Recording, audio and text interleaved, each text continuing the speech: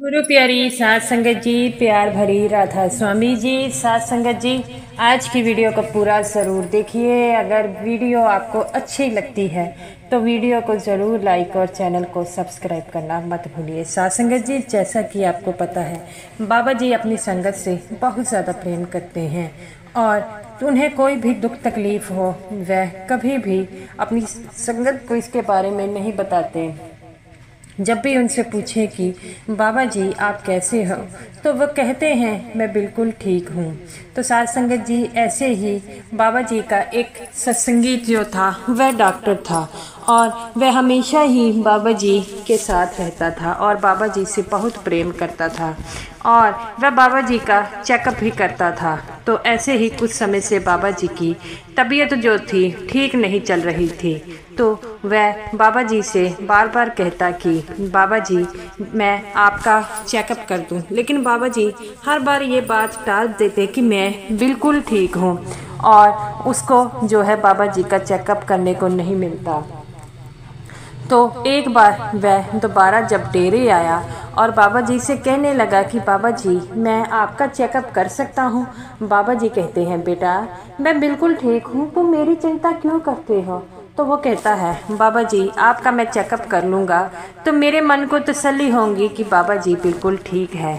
तो बाबा जी हंसने लग पड़ते हैं और कहते हैं कि क्यों चिंता लेते हो, जिनके साथ तुम जैसे सत्संगी हो वो कभी जो है बीमार हो सकते हैं और मैं तो बिल्कुल स्वस्थ हूँ। तो वो कहता है बाबा जी आपकी तबीयत मुझे पिछले कुछ दिनों से ठीक नहीं लग रही, आप जब बोलते हैं तो तब मुझे ऐसा महसूस होता है कि आपकी तबीयत ठीक नहीं है। तो बाबा जी कहते हैं बेटा तू क्यों चिंता लेता है, मेरा चेकअप अभी हुआ है 10-15 दिन पहले, तुम्हें तो पता है।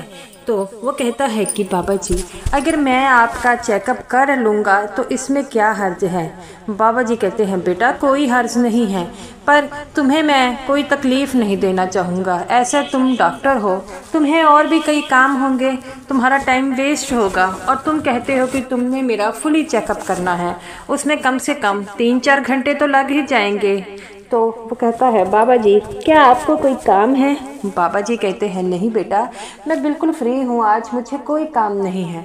तो वो कहता है कि बाबा जी मुझे आज आपका चेकअप करने दो, मेरे मन को भी तसल्ली होगी कि आज आप बिल्कुल ठीक है। बाबा जी हंसने लग पड़ते हैं और कहते हैं कि ठीक है, तुम जो है वह जिद पर अड़ा है और तुम मानेगा नहीं, तूने मेरा चेकअप करना है तो कर ले। और बाबा जी कहते हैं कि पर तुझे चेकअप जल्दी करना होगा। वो कहता है बाबा जी मैं कोशिश करूँगा कि कम से कम समय में आपका चेकअप करूँ। तो वो कहता है बाबा जी आप किसी प्रकार की चिंता मत कीजिए, मैं आपको कोई भी तकलीफ़ नहीं दूंगा।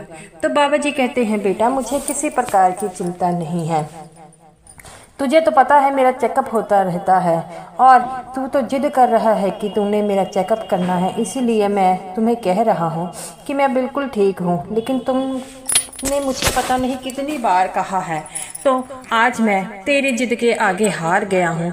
तो कर ले तू जब मेरा जैसे भी चेकअप करना है।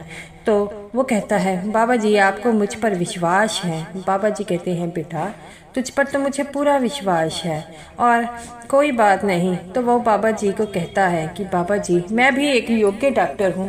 तो बाबा जी कहते हैं बेटा मुझे पता है कि तू योग्य डॉक्टर है, मैंने कभी शक किया है, तुझे तो पता है जब मेरे को छोटी बीमारी होती है तो मैं तेरे से ही दवाई लेने आता हूँ ना। तो वो कहता है हाँ हाँ बाबा जी। तो बाबा जी कहते हैं बेटा देख मैं बिल्कुल स्वस्थ हूँ। तो वो कहता है बाबा जी आज तो मैं आपका चेकअप कर कर ही रहूँगा, आप जो मर्जी कर ले।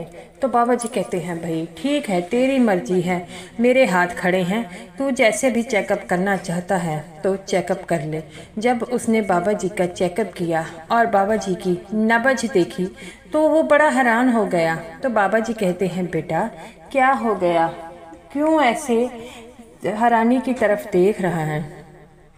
तो वो कहता है बाबा जी आपकी नब्ज जो है वह बड़ी धीमी चल रही है। बाबा जी कहते हैं ध्यान से देख चल भी रही है कि नहीं। तो वो कहता है कि बाबा जी ये आप क्या कह रहे हैं। तो बाबा जी कहते हैं बेटा ऐसा ही है। तो वो कहता है मैं इस बात का मतलब जानना चाहता हूँ, आपकी नब्ज क्यों नहीं चल रही। तो वो कहता है देख, जब नब्ज नहीं चलती तो इंसान मर जाता है, तेरे सामने मैं जिंदा खड़ा हूँ तो तू कहता है कि मेरी नब्ज नहीं चल रही। तो वो कहता है कि बाबा जी मुझे समझाइए कि क्या बात है। बाबा जी कह रहे हैं बेटा इसीलिए तो मैं तेरे बार बार चेकअप करने से मना कर रहा हूँ। तो वो कहता है बाबा जी आप मुझे क्यों बार बार मना कर रहे थे, इस बात के बारे में भी तो बताइए। तो बाबा जी कहते हैं बेटा मेरी जो सांसें हैं वह मेरे सत्संगियों में बसती हैं, तू किसी भी सत्संगी का चेकअप कर ले, उसका दिल धड़केगा और मेरा दिल भी मेरे सत्संगियों में धड़कता है, मेरी नब्जें भी मेरे सत्संगियों में धड़कती हैं।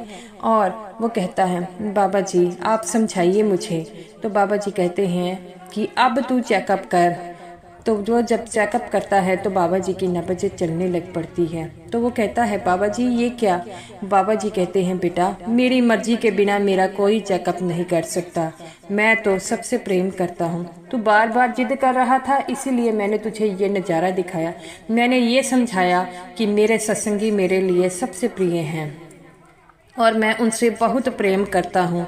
तो वो कहता है बाबा जी इस बात पे क्या शक कोई भी नहीं कर सकता, आप सत्संगियों के लिए हर जो मुमकिन कोशिश करते हैं। तो बाबा जी कहते हैं मैं तो सत्संगियों से बहुत प्यार करता हूँ लेकिन मेरे सत्संगी मुझसे नहीं। तो वो कहता है नहीं नहीं बाबा जी ऐसी कोई बात नहीं है, आपके सत्संगी मुझसे बहुत से प्यार करते हैं। बाबा जी कहते हैं तू भी मुझसे प्यार करता है। तो बाबा जी से कहता है कि हाँ बाबा जी मैं आपसे बहुत प्यार करता हूँ।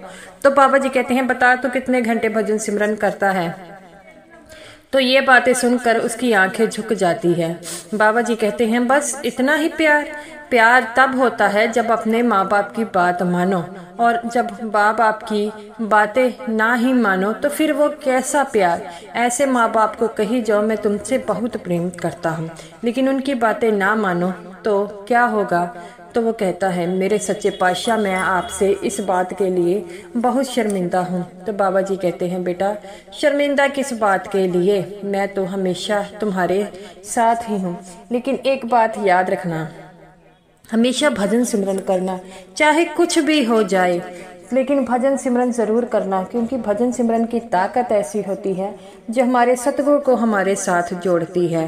तो वो कहता है सच्चे पातशाह मैं कोशिश करूँगा। बाबा जी कहते हैं कोशिश नहीं करनी है, भजन सिमरन करना है, क्योंकि भजन सिमरन ही ऐसी ताकत है जो आपको अपने सतगुरु से जोड़ी रखती है। और तुझे पता है कि मैं भजन सिमरन करता हूँ इसी कारण अपनी संगत से जुड़ा हूँ। तो वो कहता है बाबा जी आप सच कहते हैं, आपसे बढ़कर कोई भी सिमरन नहीं कर पाता। बाबा जी कहते हैं बेटा ऐसी कोई बात नहीं है, कई सत्संगी ऐसे हैं जो भजन सिमरन का पूरा टाइम देते हैं, लेकिन मैं चाहता हूँ कि सभी एक जैसे हो जाएं और सभी भजन सिमरन को समय दें, क्योंकि भजन सिमरन की ताकत ही ऐसी है। तो साध संगत जी ऐसे ही हैं बाबा जी। तो साध संगत जी बाबा जी के कहे अनुसार हमेशा ही भजन सिमरन करना चाहिए। जो बाबा जी को अपने साथ महसूस करना चाहता है, जो बाबा जी से प्रेम करता है, उन्हें भी बाबा जी की कही हुई बातों को जरूर मानना होगा और भजन सिमरन ज़रूर करना चाहिए, क्योंकि भजन सिमरन ही ऐसी ताकत है जो हमारे सतगुरु को हमारे साथ जोड़ती है। तो बाबा जी कहते हैं उस डॉक्टर से कि आज तूने मेरा चेकअप कर लिया है ना। तो वो कहता है बाबा जी आपसे कोई जिद सकता है, आपने तो मुझे आज वो दिखाया जो कभी भी कोई देख नहीं पाएगा। तो बाबा जी कहते हैं ऐसी ही होती है गुरु से लगन, जो गुरु के लगन लग जाती है उसे और कुछ दिखाई नहीं देता। पहली बार जब तुमने चेकअप किया था वो एक डॉक्टर की तरफ किया था, लेकिन जब तुमने दूसरी बार चेकअप किया था तो एक सत्संगी की तरह किया था। तो ऐसा ही है, जो सत्संगी मुझे सच्चे दिल से चाहता है मैं उनके पास हमेशा ही रहता हूँ। पर सत्संगी जो होते हैं वे ये समझते हैं कि बाबा जी जो है जिनके पास रहते हैं उन्हें ही बाबा जी को मिलना नसीब होता है, लेकिन वे ये नहीं समझते कि बाबा जी जो हैं वो भजन सिमरन की ताकत के साथ हर सत्संगी के पास रहते हैं। तो गुरु प्यारी साध संगत जी अगर आप सत्संगी हैं, आप भजन सिमरन नहीं करते तो बाबा जी को अपने पास हमेशा पाना चाहते हैं तो भजन सिमरन जरूर किया कीजिएगा। तो गुरु प्यारी साध संगत जी, ये रही मेरी आज की वीडियो अच्छी लगी हो तो जरूर लाइक कीजिएगा और समूह साध संगत जी को प्यार भरी राधा स्वामी जी।